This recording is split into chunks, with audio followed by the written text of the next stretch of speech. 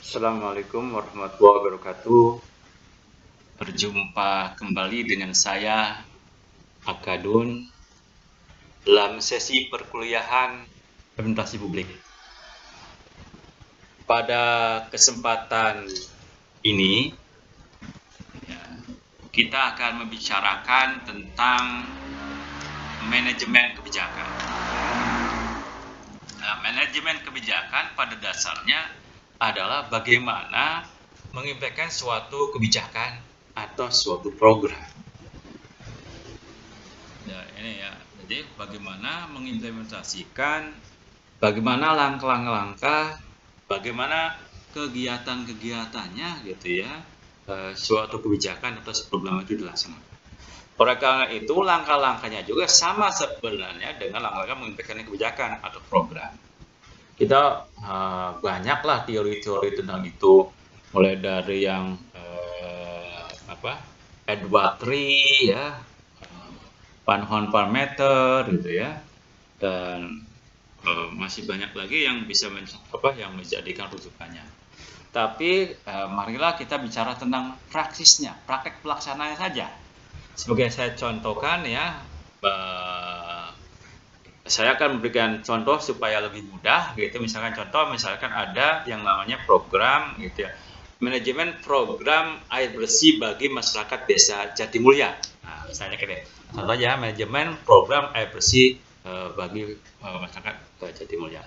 Sebenarnya bisa saja sih macam-macam itu ya. Misalkan saja mengimplementasikan suatu kebijakan gitu ya.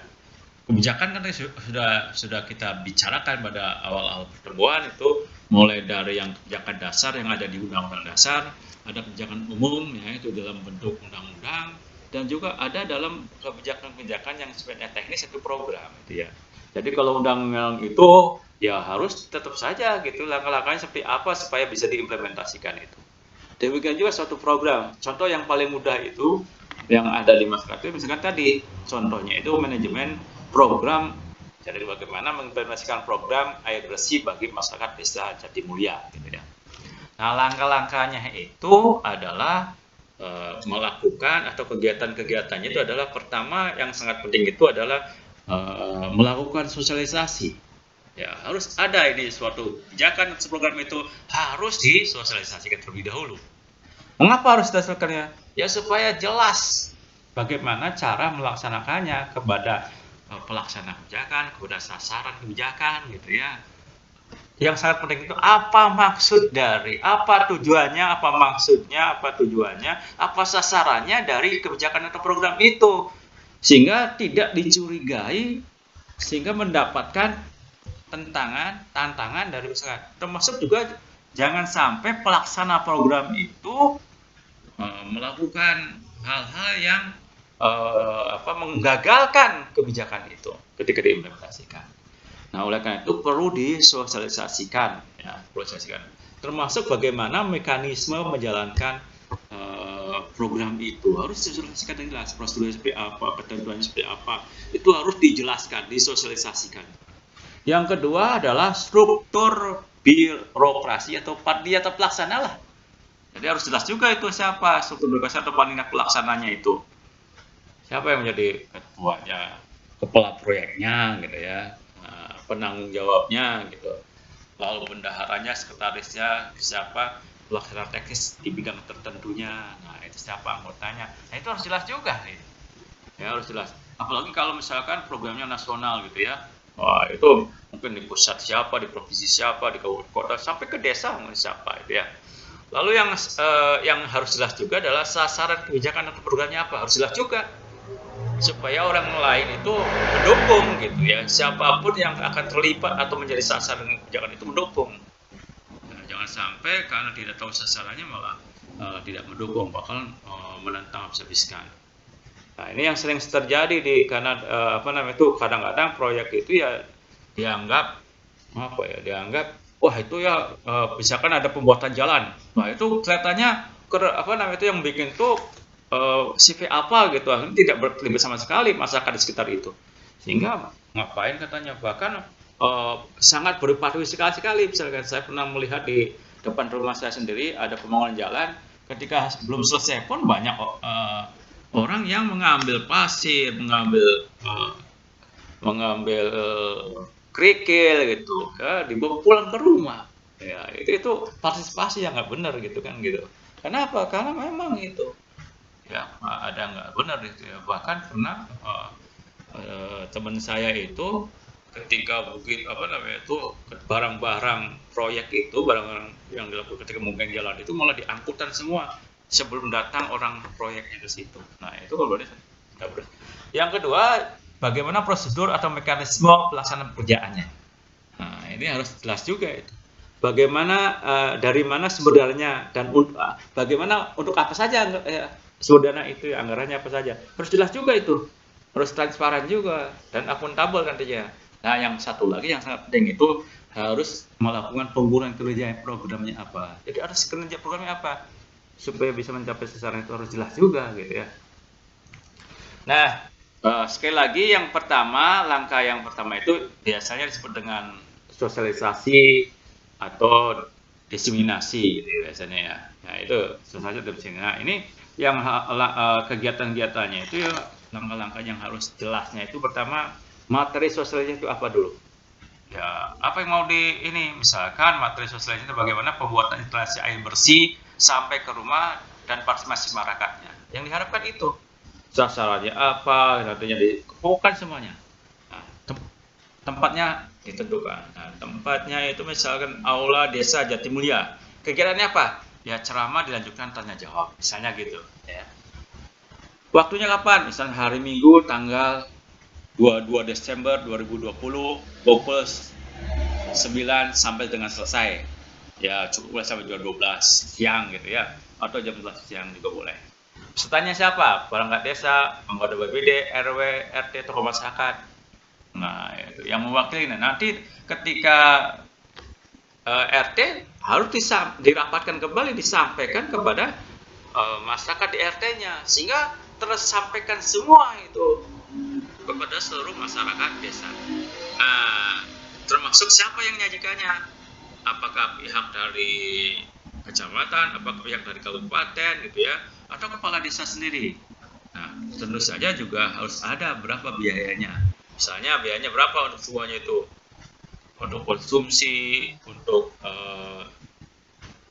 sewa alat-alat, itu misalkan 2,5 juta gitu ya. Nah itu jelas gitu ya, ini jelas semuanya itu kalau melakukan sosialisasi.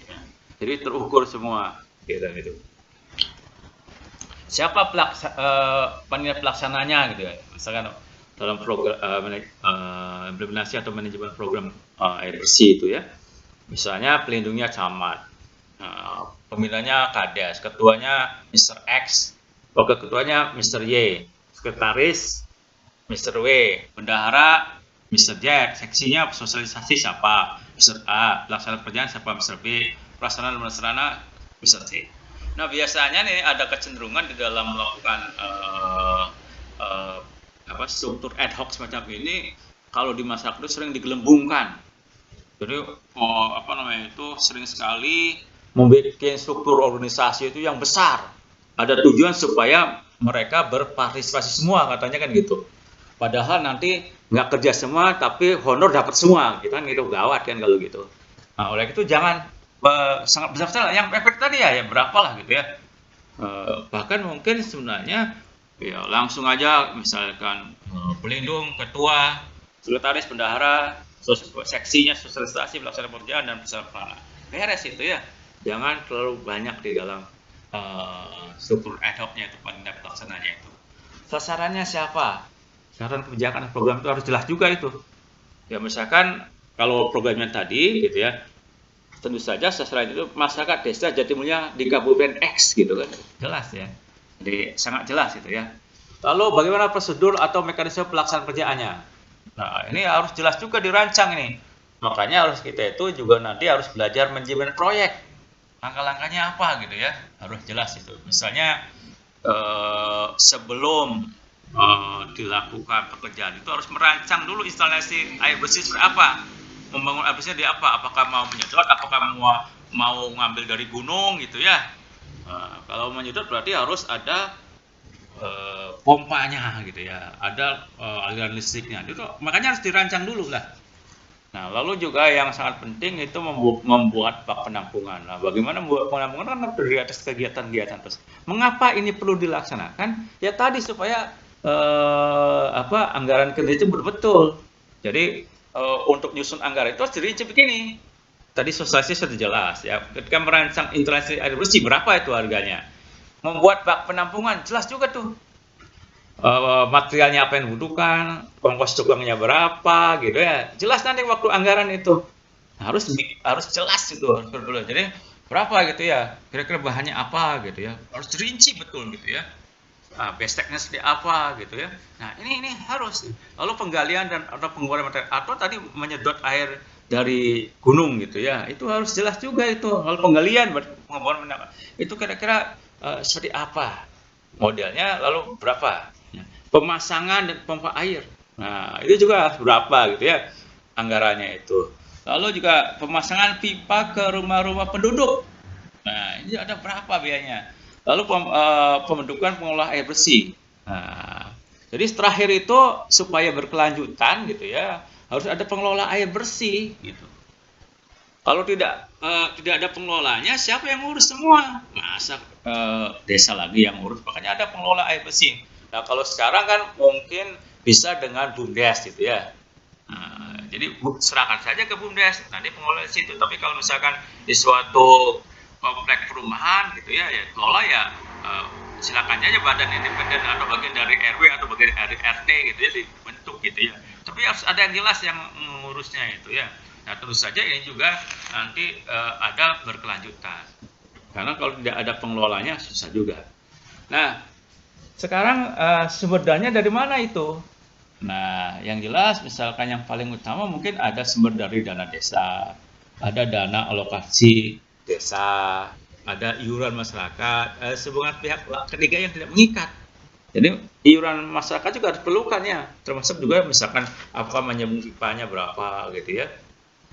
Apakah mungkin popanya dibebankan juga. Nah, ini harus jelas juga semuanya itu. Jadi kalau tidak jelas susah juga. Lalu juga sumbangan pihak ketiga. Nah, sebenarnya kan mudah saja. Dana desa berapa, dana dari DAD berapa gitu ya. Lalu sumbangan dari pihak berapa dikumpulkan. Kalau kekurangannya dibagi rata iuran. Masyarakat kan mudah gitu ya caranya itu. Jadi sebenarnya. Lalu anggarannya jelas ya anggarannya itu. Semuanya misalkan tadi ada sosialisasi program satu paket misalkan 2,5 juta kan dari itu ya. Lalu pendesainan instalasi air bersih supaya ada ngesean ya misalkan 500.000. Alat dan bahan rincian lampiran nah, misalkan 50 juta. Ongkos tukang misalkan 25 juta ya. Rapat-rapat 5 kali rapat ya 500.000 gitu ya, sekali rapat 100.000 ya tak terduga misalkan 1,5 juta. Nah, setengah total 80 juta. Jelas itu apa yang peruntukannya itu ya dalam anggaran itu. Nah, itu saya kira manajemen kebijakan ke arah sana. Jadi dirancangkan. Nah, yang terakhir yang sangat penting itu adalah pengukuran kinerja program atau proyek itu. Ya, pengukuran jadi harus jelas juga ini kinerjanya itu harus ada dampak itu harus jelas lah gitu ya. Yang sangat penting itu bagi program itu.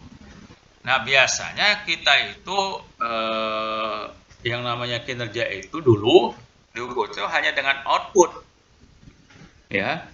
Apa misalkan kalau tadi manajemen program air bersih gitu ya di Desa Jatimulya, maka kalau sudah terpasang instalasi air bersih ada ada pompa, ada listrik, ada bak penampungan terus mengalir ke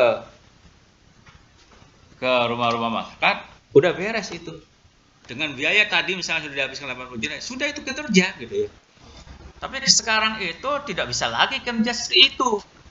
Ya, tidak bisa lagi yang namanya kinerja itu seperti itu. Ada ukuran lain, ya. Jadi bukan hanya tadi ya terpasangnya instalasi listrik air bersih sampai ke rumah-rumah penduduk dengan biaya 80 juta, beres. Lalu ada laporan pertanggungjawaban biayanya tadi. Peruntukannya ada kwitansinya. Nah, udah beres itu kinerja itu. Demikian juga sebenarnya kalau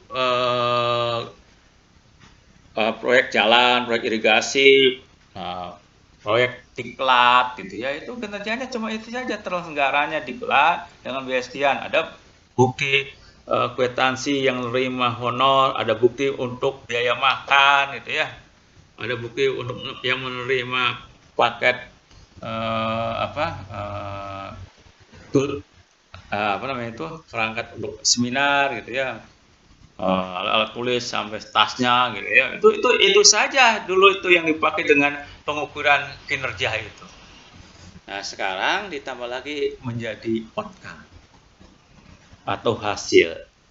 Ya, jadi bukan hanya terpasangnya, tapi instalasi air bersih di desa mulia sampai ke rumah penduduk. Jelas itu ya.